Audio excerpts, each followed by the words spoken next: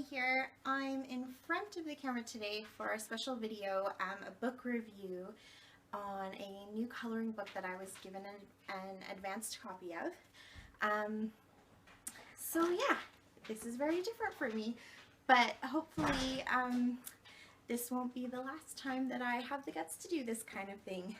So the book that I'm reviewing is called Spirit of the Wild. It's a coloring book that was created by Erica Newman and Dawn Sprung. Erica Newman does oil painting, and so all of the pages in this book are actually taken directly from paintings that she's already created. So she was able to do computer drawing outlines of her own works that have already been created and are, you know, hanging in people's homes and in galleries and things like that, and she created a coloring book using them. So she was really super kind and gave me an advanced copy so that I could play around with it a little bit, see what I thought, and then share it with all of you guys and let you know. And I have to say, I love it. I'm really excited about this book.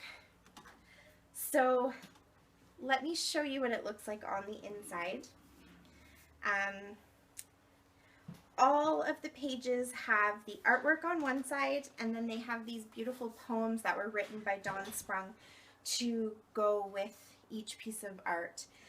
On the page that has the poem, there's also a black and white version of the original portrait so that you can kind of see what it looks like when it's already done. And then at the beginning of the book and at the very end, you can actually come in and reference the color version as well. So I found that very useful, especially with the first one that I colored. I really like to be able to see what her version looked like and use it as a reference. And as I built my confidence, I found for my second page, I didn't need to use it at all.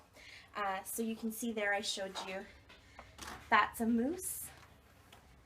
And then here's her portrait that she's done. So each of the pages is obviously, because it's Spirit of the Wild, it's all of her animal artwork, and that's actually what Erica is most known for, especially her bears. So there's a few of her bears in here.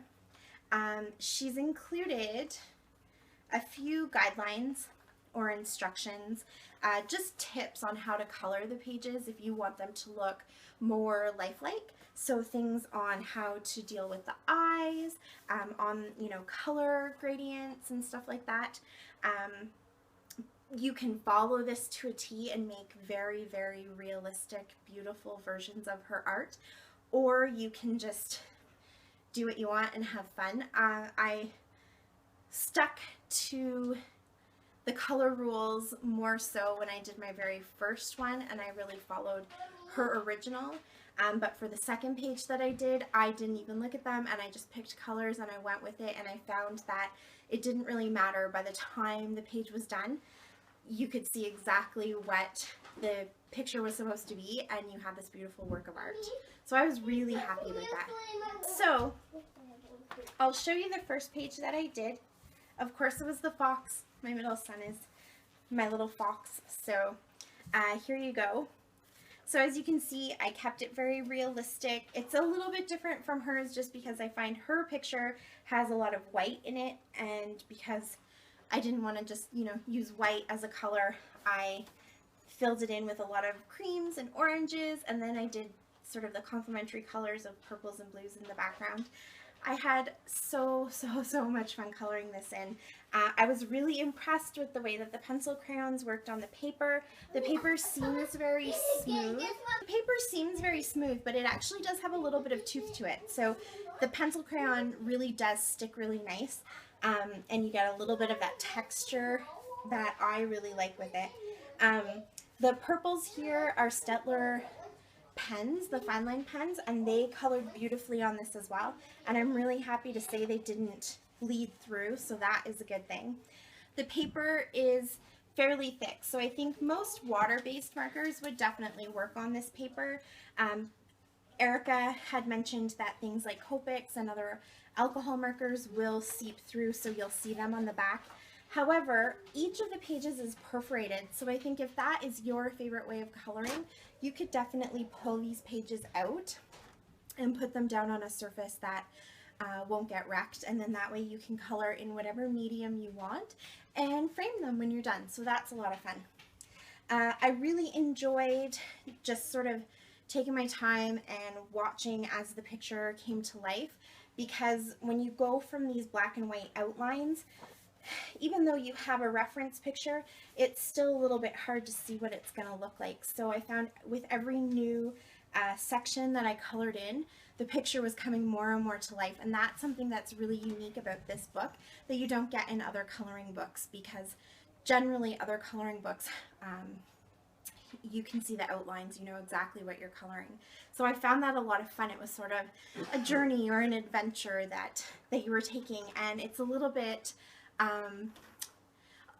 not that I'm an artist, but I would venture to say it's a little similar to how Erica and other artists must feel as they're watching their paintings come to life too. So there was just that little piece of an artist that I was able to take from it, which was a lot of fun. So I did the fox, and then my second page that I picked was the salmon. And so you can see with this one, I didn't follow the colors at all. I just started with a rainbow and I worked my way down. Because she uses these dark outlines, wherever something has a lot of shading or wherever there's a contour, I was able to pick up on the different shapes of the fish, especially this one because this is the most prominent one. And so as I was working my way down, I just followed those shapes, changing the colors appropriately, and this is what I got. So I was really, really excited. So yes, on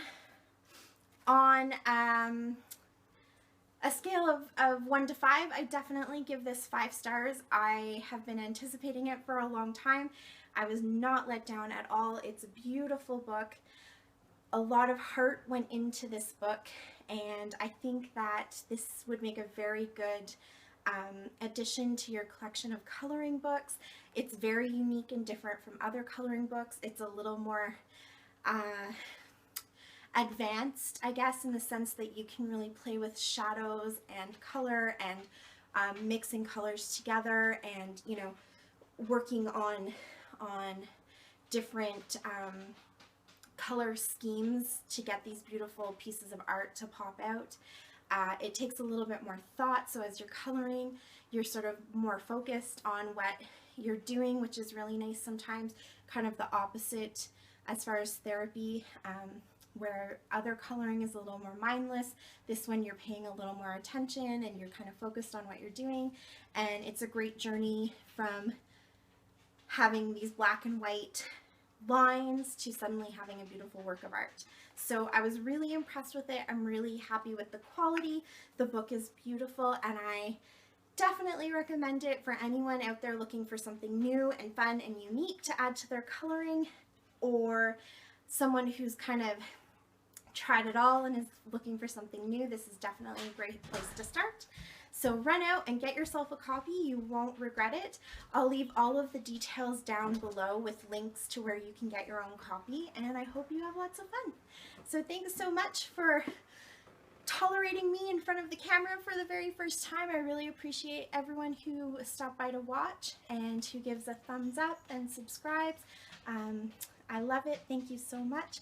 I will talk to you later. Happy scrapping. Bye.